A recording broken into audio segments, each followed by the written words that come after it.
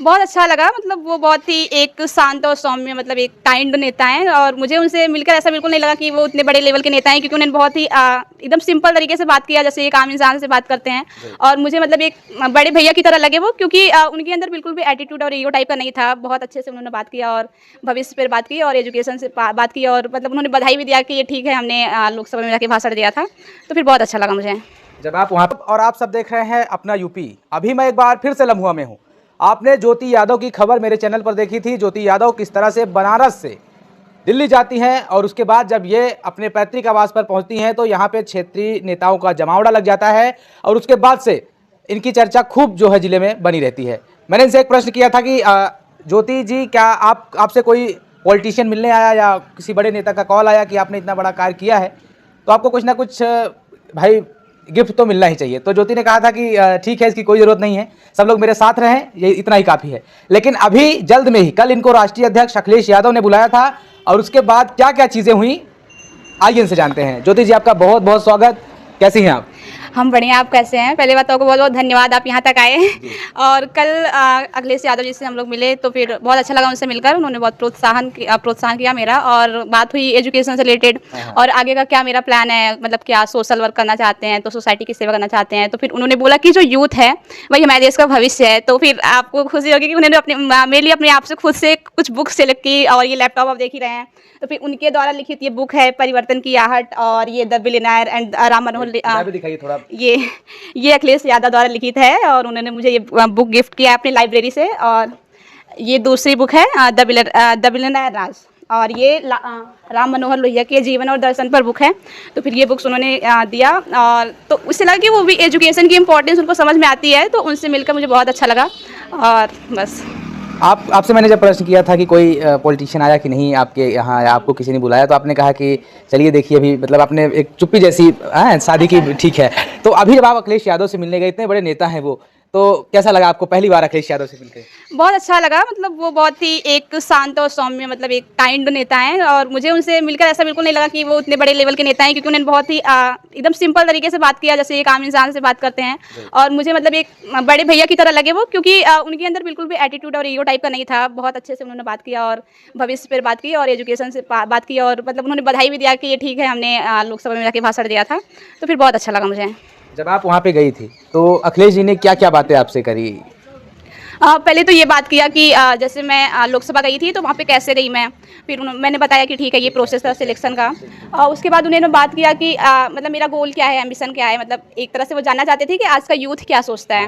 तो फिर एजुकेशन से रिलेटेड बातें हुई, और फिर उन्होंने स्पीच का मुझसे पूछा कि आपका स्पीच जो था वो आपने खुद लिखा था या AI रिटन था। तो मैंने बोला नहीं भैया, वो मेरा ही रिटन, मेरे ही द्वारा लिखा गया था। और फिर बोला कि आपको कोई हेल्प किया था, तो फिर मैंने बताया कि जैसे कुछ नवोदय के भैया लोग थे, हेल्प किए थे।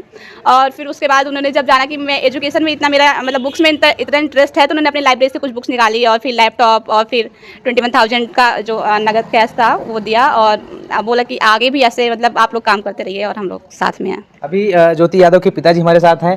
चाचा, बहुत बहुत शुभकामनाएं आपको, आपकी बिटिया और आप लोग राष्ट्रीय अध्यक्ष अखिलेश यादव जी से मिले। आपने, हमको तो लगता है, नहीं सोचा था कि इतने बड़े नेता से मुलाकात होगी। सही है, सही है। हाँ, हम लोग भी भाई वहाँ जाने के बाद बहुत खुशी मिली। हाँ, बच्चे को काफ़ी प्रोत्साहित किए और बाकी जो उनके लायक सुविधा थी वो दिए, और बताए कोई दिक्कत होगी तो बताइएगा। हाँ, हम साथ में हैं आपके। अखिलेश जी से क्या बात हुई आप लोगों की जब वहाँ पे गए पहली बार?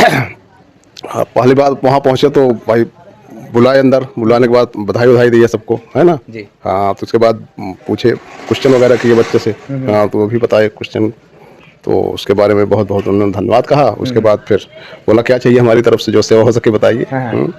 तो बच्चे भाई बताए कि जो है हमें कुछ नहीं चाहिए। उन्होंने कहा नहीं, अब आप लोग इतनी दूर आए हैं तो कुछ लेके जाइए। हाँ, उन्होंने मतलब खुले दिल से कहा।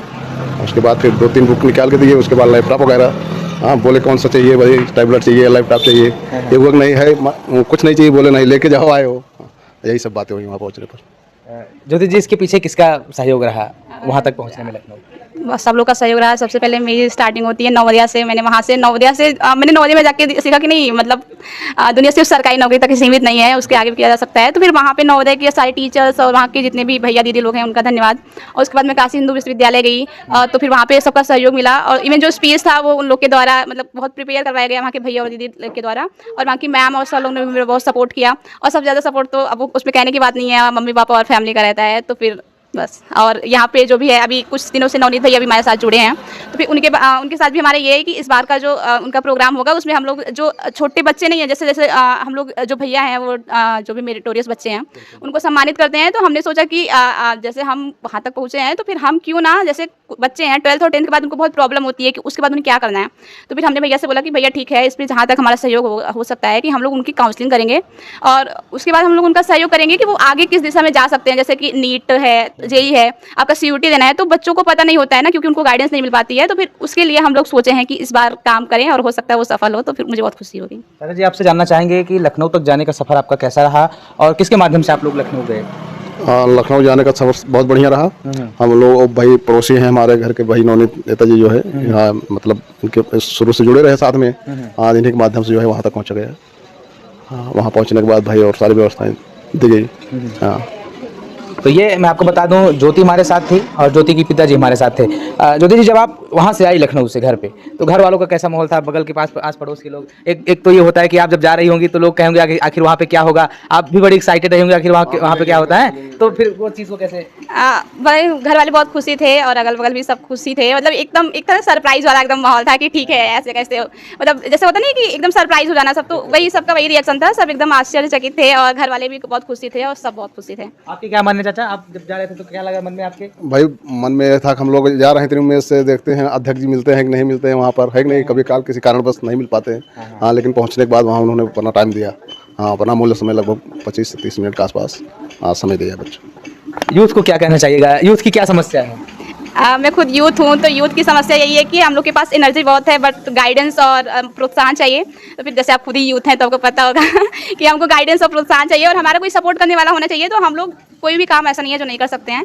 तो फिर मुझे लगता है कि हम इस दिशा में काम करेंगे और इसमें जितना सहयोग हो सकेगा अपने क्षेत्रवासियों का, ये बहुत अच्छी बात है और इसके लिए हम काम करेंगे। तभी मतलब जितने भी लोग हैं जिनको प्रॉब्लम्स होती हैं, जो बच्चे हैं, तो उनको वो प्रॉब्लम्स फेस नहीं करनी पड़ेगी। जो मतलब हम लोग जब जैसे कोई गाइडेंस नहीं प्रोवाइड करने वाला था तो फिर अपने से सब कुछ करना पड़ता था, तो फिर बहुत टफ लगता था।